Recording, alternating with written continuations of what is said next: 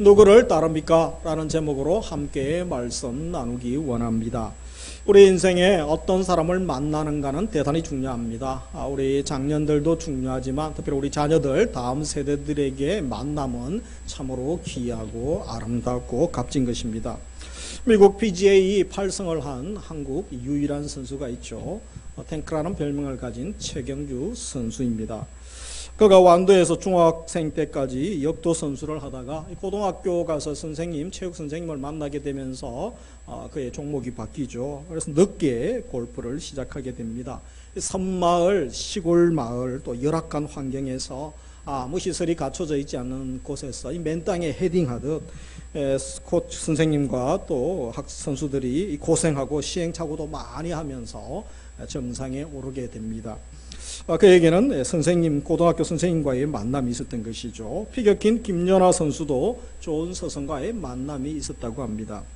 보스턴에 있는 한 작은 교회의 주일학교 교사였던 킴벌이라는 분이 있었습니다. 이 킴벌 선생님이 구두방에 일하는 자기 반 학생이 있었는데 찾아가서 이제 성경 공부를 합니다. 그러다가 이 가난한 소년이죠. 이 가난한 소년이 예수님을 믿게 됩니다. 그가 이름이 무엇인가 하면 세계적 전도자가 되어 미국을 감동시킨 D.L. 무디라는 사람이었습니다. 그래서 이 무디가 예수님을 믿고 세계적인 전도자가 되죠. 말씀 전하는데 이 무디 신학교를 세워서 거기서 많은 신학생들과 또 목회자들, 선교사들이 양성되고 우리나라까지 그 학교 출신 선교사들이 초기 또 조선 후기에 구한 말에 우리나라에 복음 전하러 들어오기도 합니다. 그 중에 메이어가 예수님을 영접하고 또 목사가 되어서 설교를 했는데 그 설교 듣고 체포만이 회심하게 되죠.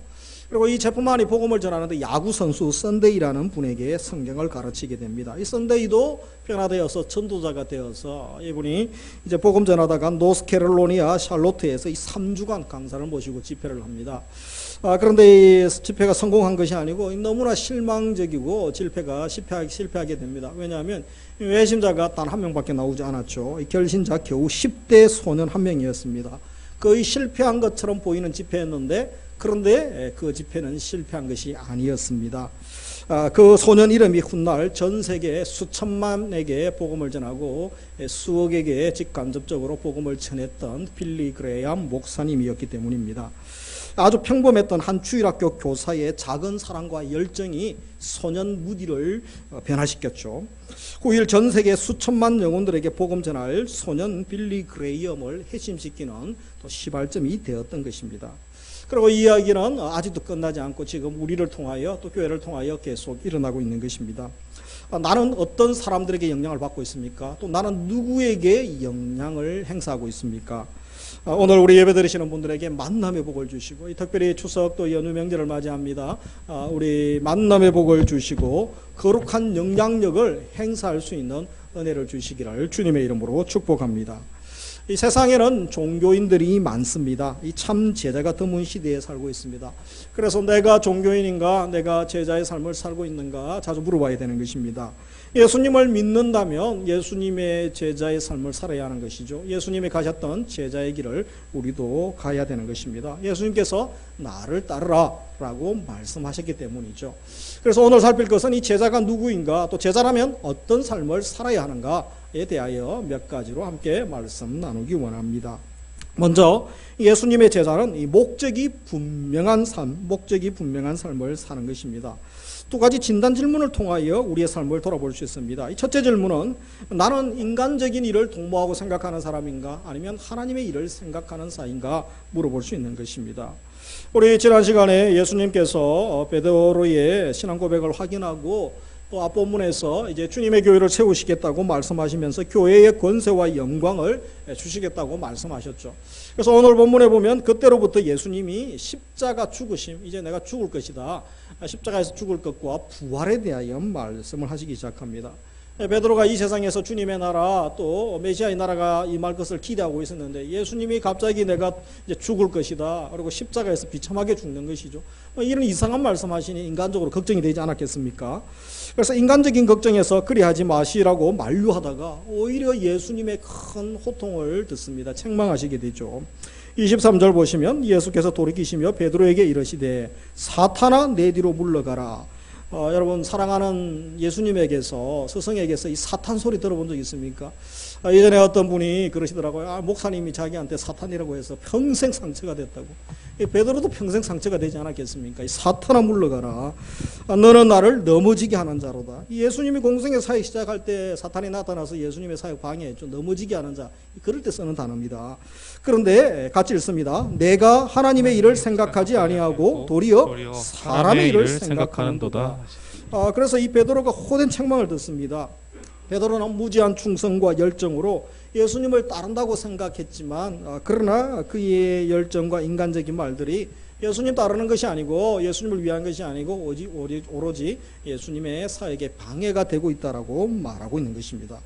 인간적인 마음은 이해되지만 하나님 나라와 하나님의 뜻을 추구함에 방해가 되었던 것입니다. 이것이 큰 딜레마죠. 그래서 나는 종교인의 길을 걷고 있지 않는가? 제자의 삶을, 신자의 삶을 살고 있는가? 우리가 늘 물어봐야 됩니다. 베드로처럼 인간적인 동정 연민이 하나님의 일이 되기보다는 오히려 내 개인 입장에서는 선이겠죠. 선한 동기로 하지만 하나님 일에 방해가 될 수 있고 대적할 수 있다는 것입니다. 예수님의 제자는 목적이 분명해야 됩니다. 인간적인 일을 도모하는 자가 아니라 하나님의 일을 생각하고 추구하는 자여야 하는 것입니다. 그래서 이 본문에서 이 제자에게 무엇이 중요한가 알려주시는 거죠. 나의 열정과 나의 열심보다 더 중요한 것이 있다라는 것입니다. 그것이 무엇입니까? 하나님의 일인가입니다. 하나님의 일이고 하나님이 정말 기뻐하시는 뜻인가? 하나님의 일, 하나님의 뜻을 물어야 됩니다. 예수님이라면 어떻게 하실까가 더 중요하다는 것입니다. 그렇지 않으면 종교적 행위에 그치는 것이고 베드로처럼 이 책망을 들을 수도 있는 것입니다. 그래서 예수님을 믿는다는 것은 무엇입니까? 나의 기대와 가치를 내려놓는 것입니다. 말씀이 임하고 말씀의 은혜를 받고 예수님을 믿고 신앙 연륜이 깊어질수록 내 가치와 기대를 내려놓고 주님의 기대와 가치를 갖는 것이 예수님을 믿는 것입니다. 그래서 오늘 예배 들으시는 우리 성도님들에게는 나의 기대와 가치는 내려놓고 오직 주님의 기대와 주님의 가치, 말씀만 높아지는 은혜를 주시기를 주님의 이름으로 축복합니다. 그러면서 두 번째 질문, 자신이 따르고자 하는 분이 누구신지 잘 알고 있는가? 당연하죠. 본인이 믿고 모든 것을 드리고 따르려고 하면 그분이 누구신지 잘 알아야 되지 않습니까? 16절부터 18절에 신앙고백처럼 예수님은 선지자도 아니었습니다. 랍비도 아니었습니다. 그리스도시죠. 그리스도시요 하나님의 아들이십니다.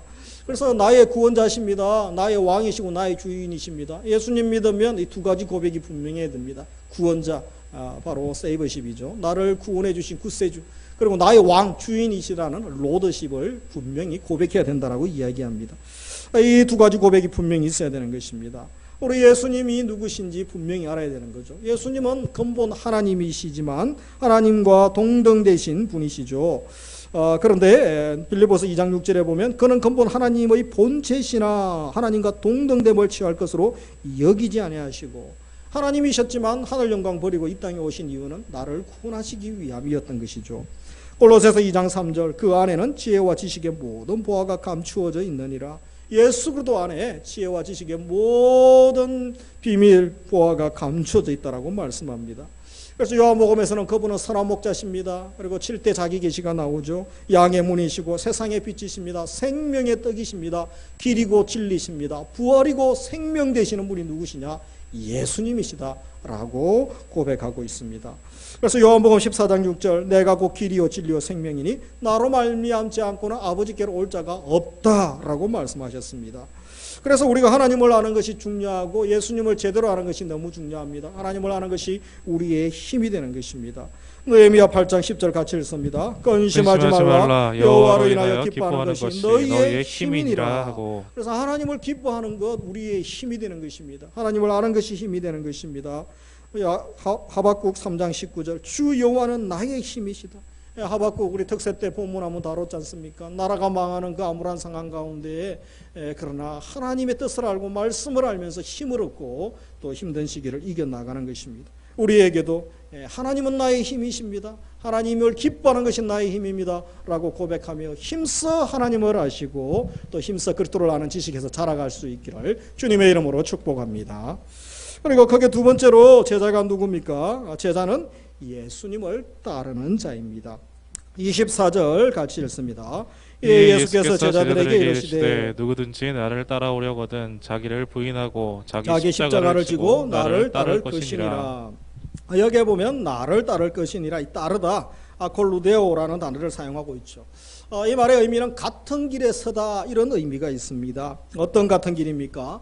예수님의 길이죠. 십자가의 길, 바로 의인의 길, 영생 생명의 길에 서는 것입니다. 이 길은 시편 1편을 보면 우리가 잘 이해할 수 있습니다. 시편 1편 1절 2절에 보면 복 있는 사람은 악인의 궤를 따르지 아니하며, 이 따르지 않죠. 같은 길에 서지 않는 것입니다. 악인들과 죄인들의 길에 서지 않고 오만한 자들의 자리에 앉지 아니하고 오직 여호와의 율법을 즐거워하여 그 율법을 주야로 묵상하는도다.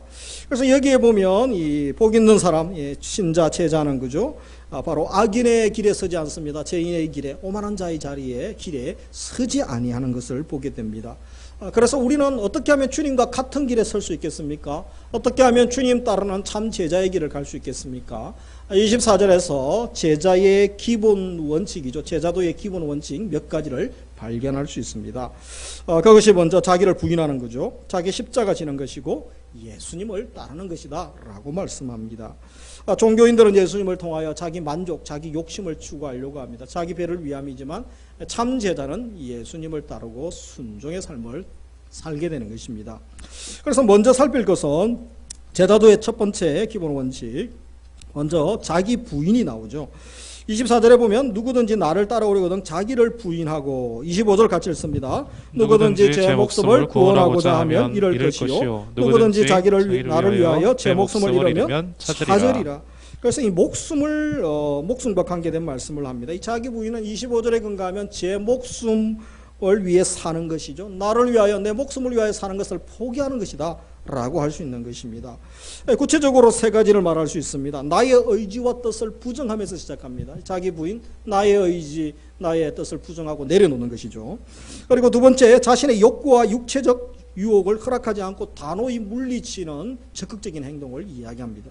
그리고 세 번째, 중요하죠. 이전에 섬기던 세상 주인 마귀와의 관계를 청산하고 참 주인이시고 새 주인이신 주께 돌아오는 행위를 포함하는 말이 바로 자기 부인이다 라고 할 수 있는 것입니다. 그래서 정리하면 예수님의 제자로 살고자 한다면 단호히 육체에 제된 유혹과 의지를 거절하고, 또 이를 단호히 물리치는 이 적극적인 행동, 신앙의 의지 결단을 요구하는데, 그것이 바로 자기 부인이라고 할 수 있는 것입니다. 그래서 이 자기 부인은 세 단어로 정리할 수 있습니다. 하나는 포기죠, 포기. 하나는 인정, 하나는 기도, 강구로 정의합니다. 포기, 인정, 강구. 그래서 무엇을 포기합니까?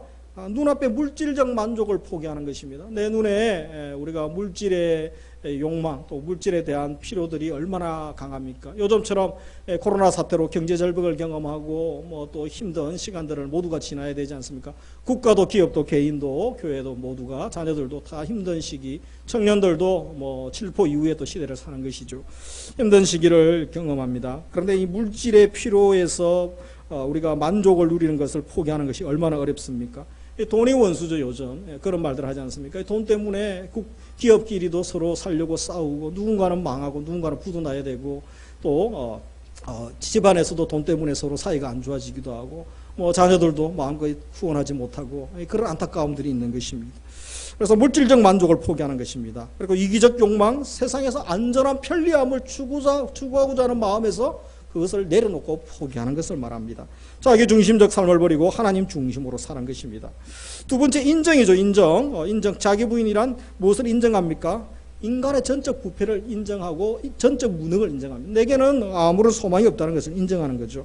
내 속에 선한 것이 없습니다. 완전히 타락하여 내 스스로 죄를 이길 수도 없고 선을 행할 수도 없습니다. 이 소망 없음을 인정하면서 시작합니다.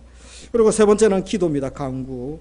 자기 부인은 자기 한계를 인정하고, 그래서 주님밖에 없습니다. 나를 도우시고 구원하시고 건져주실 분은 주님밖에 없습니다. 하나님께 간구하는 것입니다. 완전히 망가진 죄인, 구제불능의 죄인임을 인정하고 주님 도와주옵소서, 주만 바라보나이다, 믿음의 선배들처럼 하나님 앞에 간구하는 것이 자기 부인이라고 할 수 있는 것입니다. 그러면서 두 번째, 제자도의 기본 원칙은 자기 십자가를 지는 것이죠. 24절에 누구든지 나를 따라오려거든 자기 십자가를 지고, 그 당시 사람들에게 이 십자가는 지금처럼 뭐 우리 믿는 분이나 믿지 않는 사람들도 연예인들이나 뭐 젊은이들 보면 귀걸이, 코걸이, 뭐 코걸이도 하나요. 하여튼 목걸이 뭐 다 십자가 많이 모양으로 하지 않습니까? 그런 어떤 자랑, 영광, 어떤 능력을 상징하는 것이 아니었습니다. 그 당시에는 죽음이죠. 고난, 희생의 상징이었습니다. 그래서 십자가 진다는 것은 십자가의 형벌을 선고받은 죄수가 자기 십자가 지고 천장으로 끌려가는 그 모습을 상상할 수밖에 없는 것입니다. 십자가는 죽음의 형틀이었습니다. 날마다 자신이 죽어야 될 장소로 십자가 지고 가는 그런 것을 의미하는 것이었습니다. 그뿐 아니라 이 십자가 지는 것, 이것은 나를 위한 삶이 아니라 남을 위한 삶을 살라는 의미이기도 합니다. 예수님이 이 말씀을 통하여 우리의 열정을 점검하십니다. 너의 열정이 제대로 된 열정이냐? 그리고 무리들에게 반성할 기회를 주시고자 말씀의 교훈을 던지고 계신 것입니다. 피상적으로 따르는 것이 아니라 따르려면 구체적으로 헌신하든지 아니면 돌아가라는 것입니다. 제대로 믿고 따르라는 것이죠. 자기 부인하고 자기 십자가 지는 것, 비장한 각오가 있어야 됩니다. 그냥 한번 재미로 한번 잠깐 주님을 따를 수 없는 것입니다. 나의 이기적인 욕망과 생각을 십자가에 못 박는 것입니다. 옛 사람, 옛 자를 죽이고 주님을 따르는 것을 말합니다. 내가 죽는 것입니다. 그래서 내 고집, 아집, 내 성질이 죽고 내 분내음이 죽고 나의 전통, 아집이 죽는 것입니다. 그것들을 죽이라는 것입니다. 그것이 바로 제자의 삶입니다. 그래서 초기부터 예수님 따르는 자는 이것이 정리가 되지 않으면 나중에 자신도 힘들고 자기와 함께한 공동체 또 멤버들도 힘들어지게 되는 것입니다. 그리고 십자가 지는 것은 자기 희생을 의미합니다. 생명 살리는 제자의 길에는 반드시 희생이 따르죠. 우리 연어가 강을 따라 올라가 수많은 알을 낳고 죽지 않습니까? 어미가 죽을 때에 수많은 연어가 태어나게 되는 것입니다. 미랄이 죽어야 수많은 미랄을 얻을 수 있는 것입니다.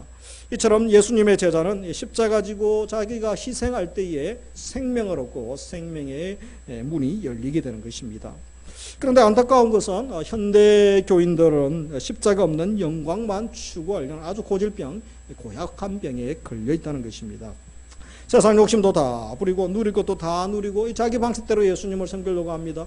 그래서 세상에서도 기도해서 응답 다 받고 부자 되고 잘 되고 편하게 살고 떵떵거리고 살고 높아지기를 원하고 그러면서 예수님 믿고 천국도 가고 싶고 죄 용서함도 받고 싶고 얼마나 욕심덩어리인지 모릅니다. 이것은 교만이요 죄악입니다.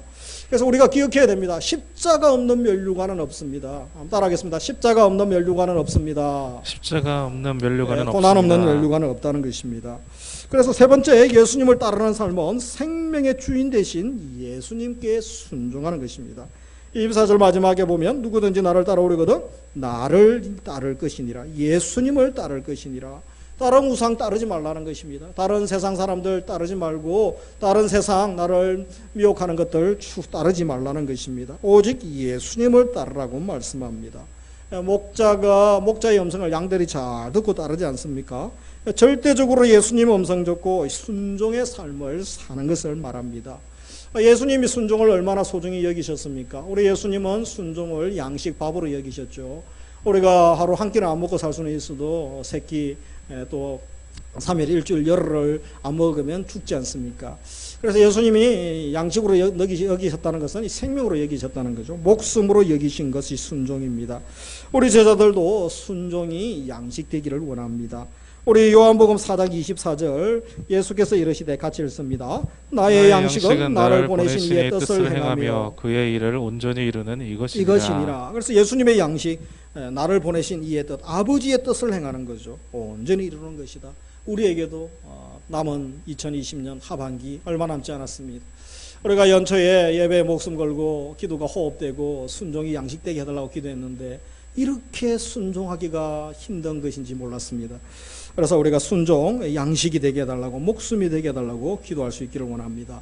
우리 존 스토드 목사님이 10년 전에 그분이 돌아가시기 얼마 전에 이 제자도라는 책을 적었죠.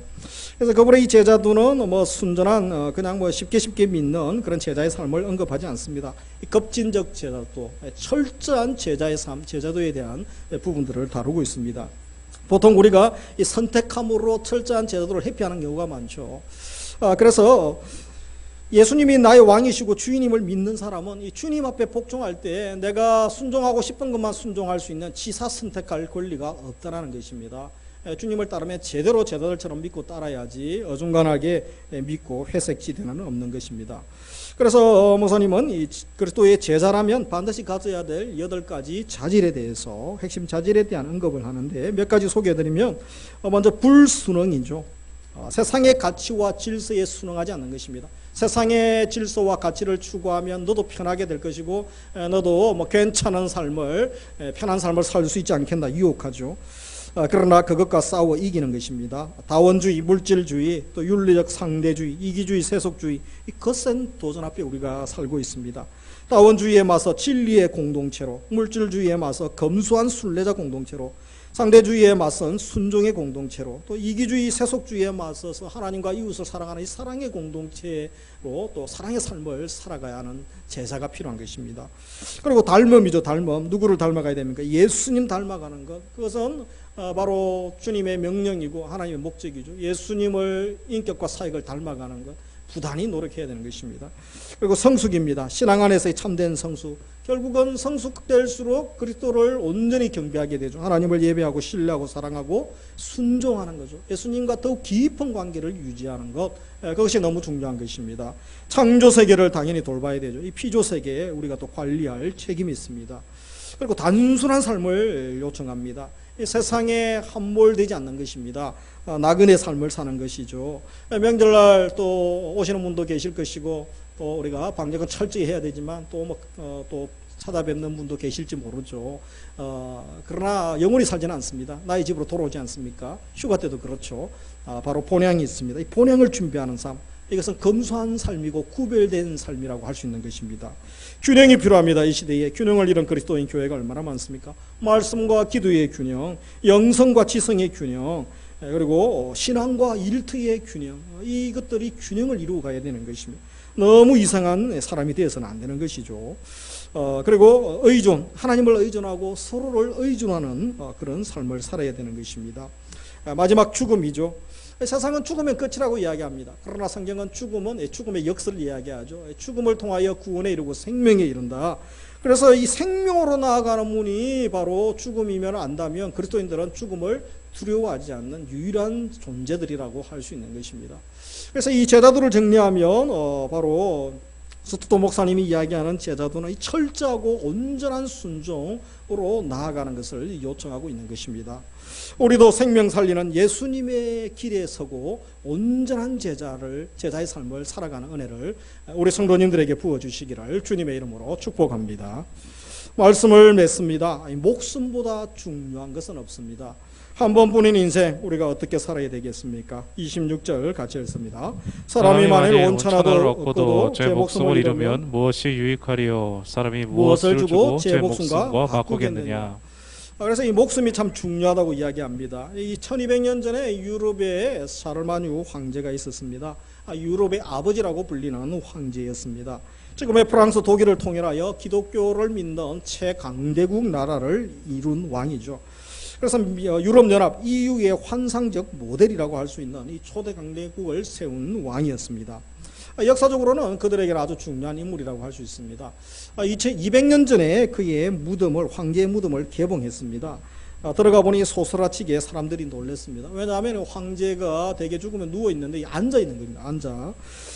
그리고 왼손에는 호를 쥐고 있고 머리에는 왕관을 쓰고 그리고 그의 무릎 위에 성경책을 올려놓고 오른손으로 한 구절을 손가락으로 지시하고 있었습니다. 그것이 바로 마가복음 8장 36절 37절이었죠. 오늘 우리가 읽었던 26절 본문과 같은 것입니다. 사람이 만일 온천하를 얻고도 제 목숨을 잃으면 무엇이 유익하리요? 사람이 무엇을 주고 제 목숨과 바꾸겠느냐? 그래서 무엇이 그의 마지막을 이렇게 하게 했을까요? 동기가 무엇이겠습니까? 그의 마지막의 모습이 무엇을 의미하는 것입니까? 메시지가 무엇입니까? 아무리 천하를 호령하는 왕이라도 죽고 나면 소용없다는 것, 인생 무상을 강조하기 위함이었을까요? 그렇지는 않을 것입니다. 목숨만큼 소중한 것은 없죠. 하나밖에 없는 목숨 아닙니까?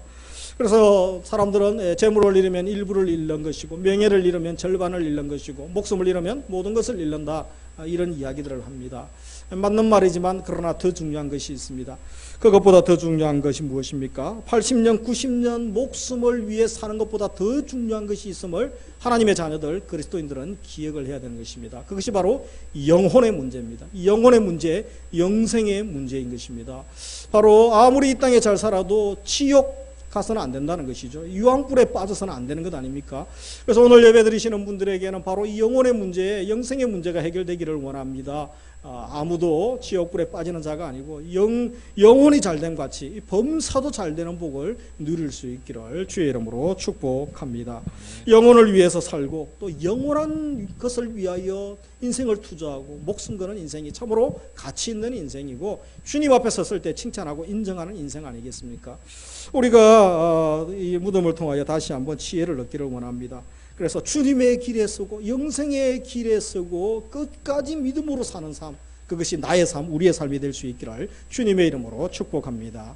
우리는 마지막 결산의 때를 생각해야 됩니다. 주님 앞에 섰을 때 주님이 무엇을 계수하시겠습니까? 주님이 보시는 것이 무엇인지 생각하며 살아야 되겠습니다. 주님의 길, 십자가의 길, 그 길을 내가 가고 있는가 물어봐야 되는 것이죠. 그것에 대한 지혜를 주는 한 분의 간증이 있습니다. 시카고 대학 교수 포세이 박사가 있었습니다. 우리 예수님을 믿고 너무 가슴이 뜨거워지고 십자가 사랑이 있어서 내가 십자가 사랑을 내가 실천해야 되는데 그가 살고 있는 지역의 빈민가로 이사를 가게 됩니다. 이 교수님이 빈민촌에 이사를 갑니다. 그런데 가자마자 하나님이 길을 열어주신 게 아니고 강도를 만나가지고 혼쭐이 납니다. 그리고 길에서 또 사람들에게 폭행을 당합니다. 너무 마음이 상하고 힘듭니다. 한 신문사에 이 글을 그가 기고하게 되죠.